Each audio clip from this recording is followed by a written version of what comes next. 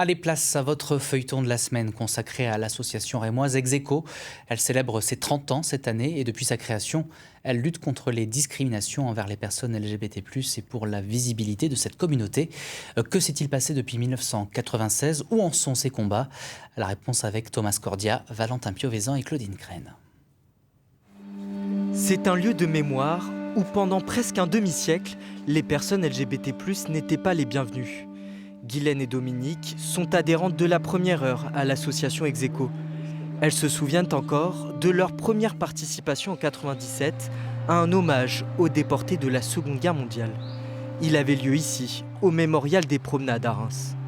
Ça a été un déchaînement de violence, de haine, dans les journaux, en direct, avec des menaces. Il y a presque 30 ans, la reconnaissance des déportés homosexuels est controversée. En témoigne cette interview en 1997 du président de l'UNADIF Reims, une association dédiée aux déportés. Ça remet en cause la résistance et l'honneur de la patrie française.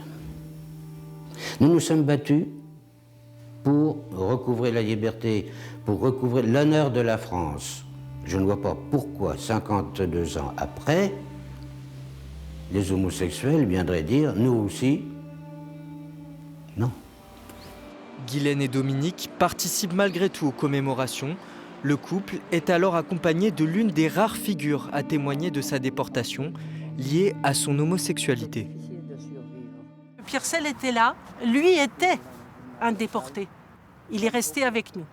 Nous étions 5 ou 6 ici, parce qu'il fallait encore du courage à l'époque pour s'afficher, risquer d'avoir son portrait dans les journaux. Et on avait un cordon de police. On était extrêmement bien surveillés. Ça n'était pas notre intention de troubler quoi que ce soit, mais de se joindre.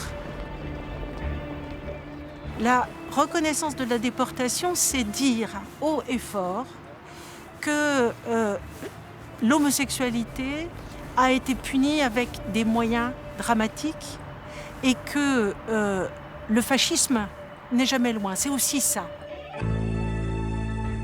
Depuis sa création en 1996, l'association Execo dénonce et rappelle les violences dont sont victimes les personnes LGBT+. C'est pourquoi elle commémore chaque année l'assassinat homophobe de François Chenu au parc Léo-Lagrange à Reims. En cette journée mondiale de lutte contre l'homophobie, nous sommes à vos côtés et avec vous, nous voulons résister et dire plus jamais ça.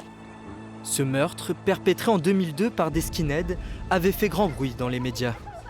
Partis pour, selon leur expression, casser de l'arabe, mais ne trouvant pas de proie, ils s'étaient rabattus sur le parc pour, toujours selon leurs termes, casser du PD. Placés en garde à vue, depuis lundi, les 3 jeunes ont avoué.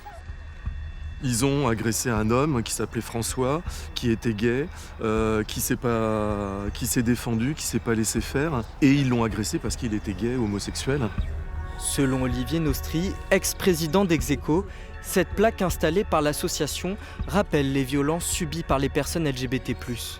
En 2024, plus de 3000 crimes et délits à l'encontre de cette communauté étaient enregistrés par la police. L'homophobie, la transphobie, la lesbophobie est toujours présente parfois. Et puis, ça fait partie de notre histoire, l'histoire rémoise, mais l'histoire de la communauté LGBT+. Et c'est important de se souvenir. 30 ans après la création d'Execo à Reims, son président Nicolas Muller note une évolution des droits LGBT+. L'association continue toutefois son combat, notamment pour les personnes transgenres. La grande cause à l'heure actuelle, qui est très importante, c'est la transidentité, qui est totalement bafouée, oui, même au niveau légal. Souvent, il y a toujours des problèmes lorsqu'ils présentent leur carte d'identité qui a marqué madame, alors qu'ils se disent monsieur. Parfois, ça pose plein de problèmes.